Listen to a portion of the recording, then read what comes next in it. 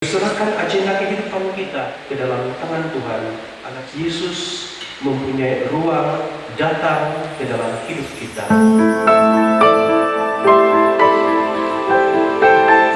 Pembacaan dari kitab kedua Samuel.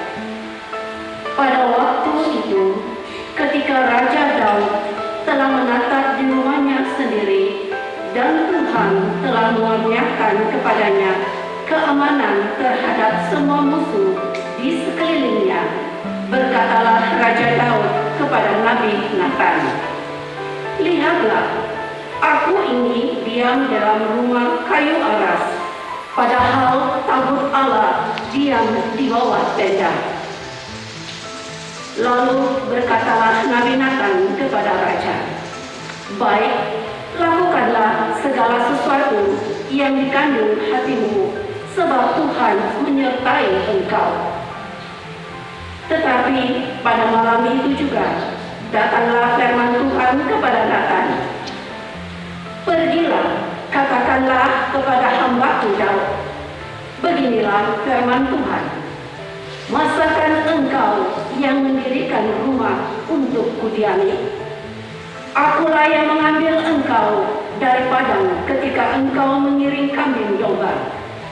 Engkau kuambil untuk menjadi raja atas umatku Israel. Aku telah menyertai engkau di segala tempat yang kau jalani dan telah melenyapkan semua musuh dari hadapanmu. Aku membuat besar namamu seperti nama orang-orang besar di bumi. Aku menentukan tempat bagiku umatku Israel dan menanamkannya sehingga ia dapat diam di tempatnya sendiri dengan tidak lagi dikejutkan oleh ataupun ditindas oleh orang-orang lain seperti dulu, yaitu sejak aku mengangkat hakim-hakim atas umatku Israel. Aku mengaruniakan kepadamu keamanan terhadap semua musuhmu, juga diberitahukan Tuhan kepadamu. Tuhan akan memberikan keturunan kepadamu apabila umurmu sudah genap dan engkau telah mendapat perhentian bersama nenek moyangmu, maka aku akan membangkitkan keturunanmu yang kemudian anak kandungmu, dan aku akan mengokohkan kerajaannya.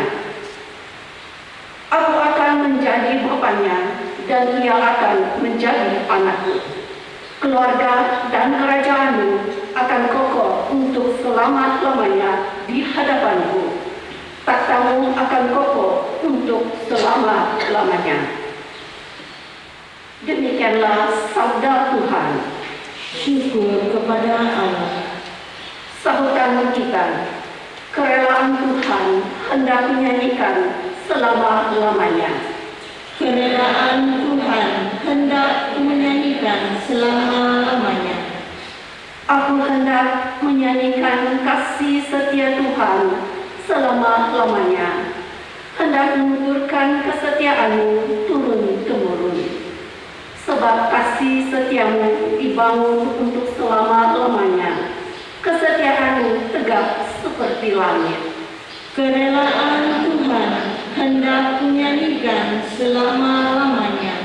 Engkau berkata, "Telah kuikat perjanjian dengan orang pilihanku.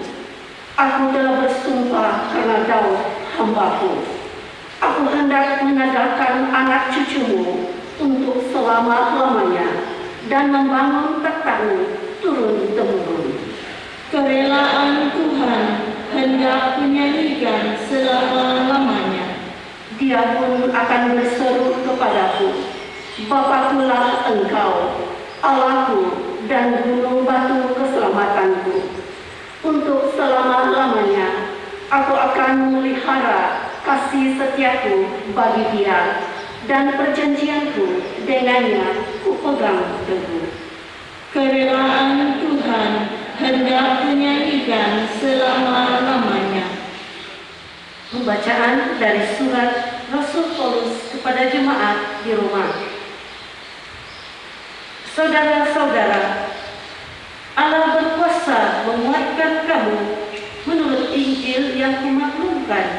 dan pemberitaan tentang Kristus Yesus, yang isinya ialah kenyataan rahasia yang berabad-abad lamanya tersembunyi, tetapi kini dinyatakan, yang menurut perintah Allah yang abadi telah diberitakan oleh kitab-kitab para nabi kepada segala bangsa untuk membimbing mereka kepada ketaatan iman.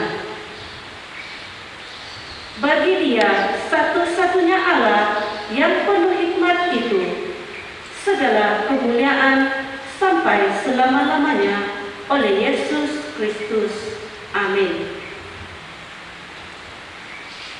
Demikianlah sabda Tuhan.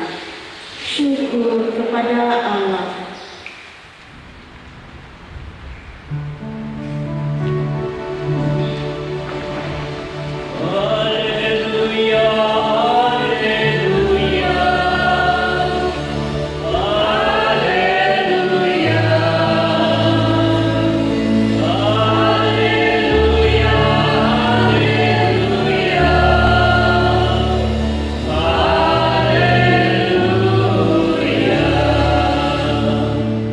Aku ini hamba Tuhan, jadilah padaku menurut perkataanmu.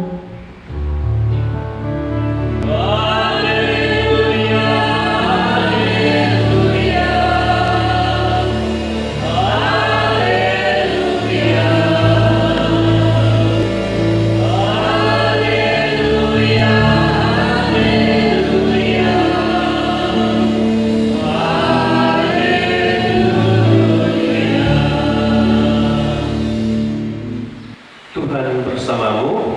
Dan bersama roh, Inilah Injil Yesus Kristus menurut Lukas. dimuliakanlah Tuhan. Pada suatu hari, Allah mengutus malaikat Gabriel pergi ke sebuah kota di Galilea yang bernama Nazaret kepada seorang perawan yang bertunangan dengan seorang yang bernama Yosef dari keturunan Daud. Nama perawan itu Maria. Ketika malaikat itu masuk ke rumah Maria, dia berkata, "Salam hai engkau yang dikaruniai, Tuhan menyertai engkau." Maria terkejut mendengarkan perkataan itu, lalu bertanya di dalam hatinya, apakah arti salam itu? Kata malaikat itu kepadanya, "Jangan takut hai Maria, sebab engkau mendapat kasih karunia di hadapan Allah. Sesungguhnya engkau akan mengandung dan akan melahirkan seorang putra, dan hendaklah engkau menamai dia Yesus. Dia akan menjadi besar dan akan disebut Putra Allah yang Maha Tinggi. Tuhan Allah akan mengaruniakan kepadanya takhta Daud, kepada leluhurnya, dan dia akan menjadi raja atas kaum keturunan Yakub, sehingga selama-lamanya, dan kerajaannya tidak akan berkesudahan." Kata Maria kepada malaikat itu, "Bagaimana hal itu mungkin terjadi karena aku belum bersuami?" Jawab malaikat itu kepadanya, "Roh Kudus akan turun ke atasmu, dan kuasa Allah yang Maha Tinggi akan menaungi engkau. Sebab putra yang akan engkau lahirkan itu akan disebut kudus, Putra Allah. Sesungguhnya Elizabeth saudaramu itu, dia pun sedang mengandung seorang anak lelaki pada hari tuanya, dan inilah bulan yang ke-6 bagi dia, yang disebut mandul itu. Sebab bagi Allah tidak ada yang mustahil." Kata Maria, "Sesungguhnya aku ini adalah hamba Tuhan, terjadilah kepadaku menurut perkataanmu itu." Lalu malaikat itu pun meninggalkan dia. Demikianlah Injil Tuhan. Terpujilah Kristus. Saudara-saudara terkasih, kita semua mempunyai rencana, kita semua mempunyai agenda-agenda dalam kehidupan kita. Di dalam bacaan pertama yang kita dengar tadi, di dalam kitab Samuel yang kedua, Raja Daud juga mempunyai rencananya sendiri. Memang rencananya itu indah sekali, yaitu apabila dia menyadari bahwa dia sudah ditempatkan di sesuatu yang amat tertinggi sekali. Dia sudah memenangi banyak peperangan dan sudah kaya raya, ya. Bukan itu saja, dia sudah tinggal di dalam sebuah istana yang amat indah sekali.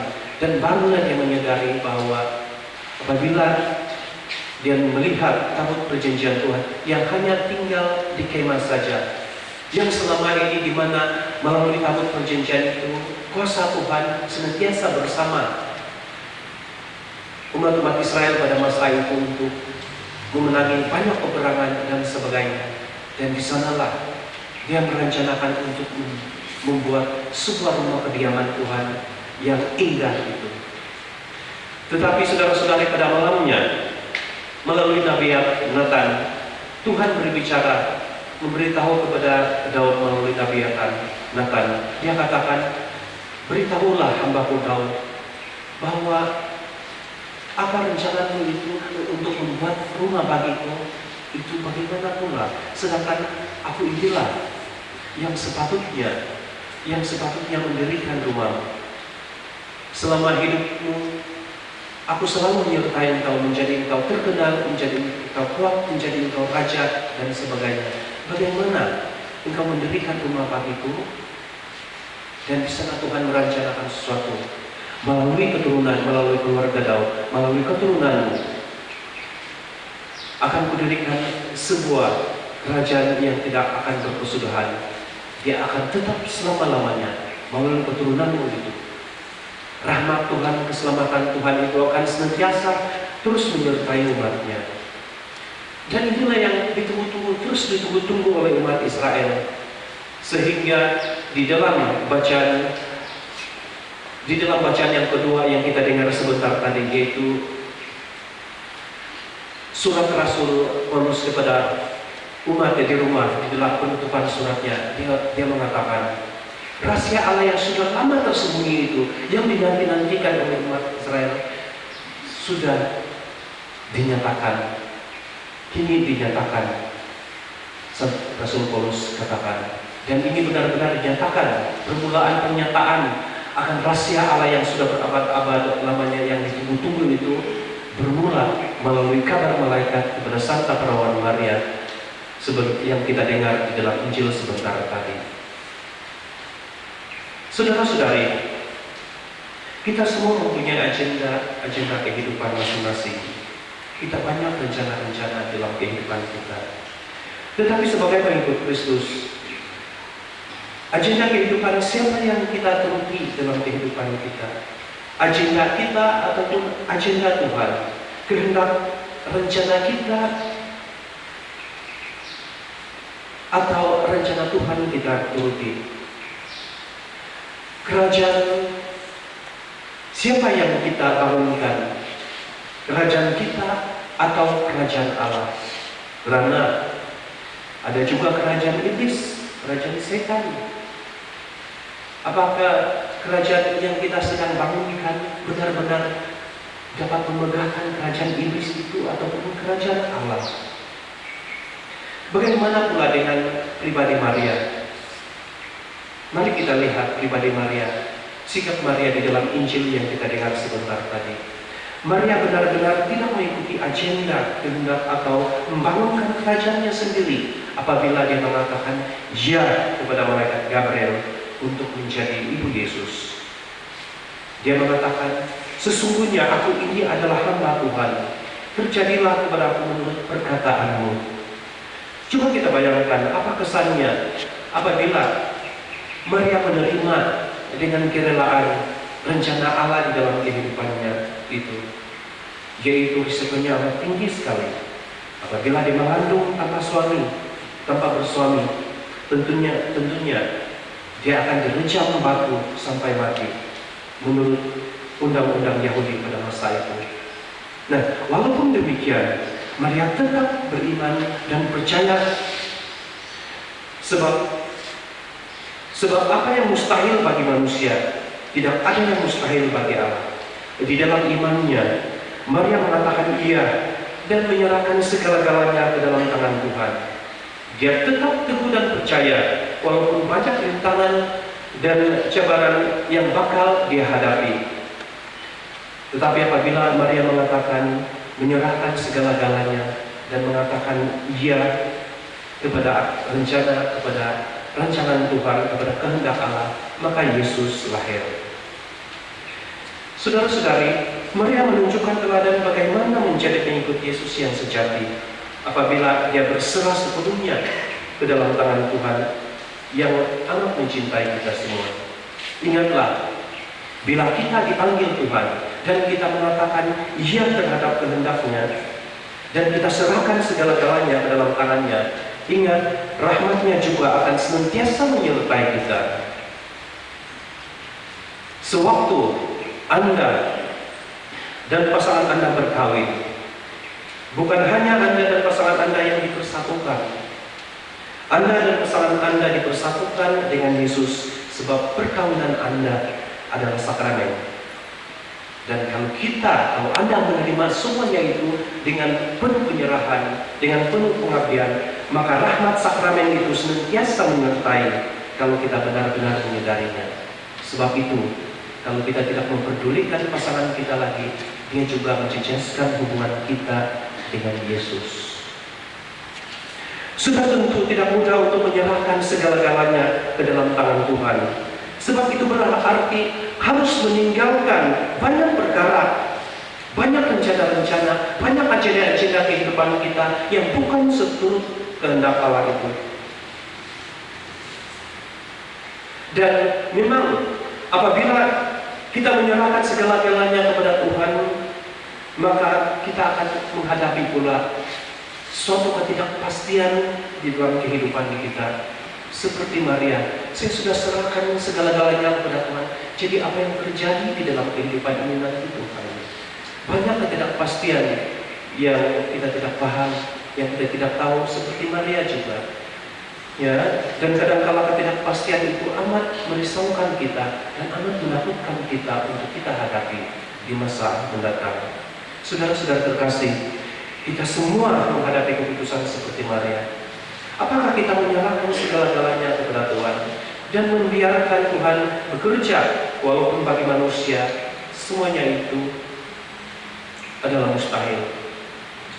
Apakah kita menyerahkan hidup kita sepenuhnya kepada Tuhan, agenda kehidupan kita, kehendak rencana-rencana kita, dan membiarkan agenda Tuhan dan kehendak Allah dan kerajaannya terus bekerja dan menjadi nyata di dalam kehidupan kita? Saudara-saudari, Tuhan Yesus tidak akan datang jika kita tidak menyerahkan segala-galanya kepada-Nya. Tuhan Yesus tidak akan lahir ke dunia ini kalau Maria tidak mengatakan iya dan menyerahkan segala-galanya di dalam tangan Tuhan. Pada Krismas pertama, Yesus datang sebab Maria berserah kepada Tuhan dengan mengatakan iya. Oleh itu, serahkan agenda kehidupan kita, kehendak dan rencana yang kita dirikan ke dalam tangan Tuhan agar seperti Maria, Yesus mempunyai ruang datang ke dalam hidup kita. Karena sikap Maria yang mengatakan iya dan menyerahkan segala-galanya ke dalam tangan Tuhan, maka Yesus hadir, lahir di dalam kehidupannya, di dalam lahirnya, wujud di dalam lahirnya. Kalau seperti Maria kita mengatakan iya terhadap kehendak Tuhan dan menyerahkan segala-galanya, maka pada masa Krismas ini Yesus benar-benar lahir di setiap pribadi kita.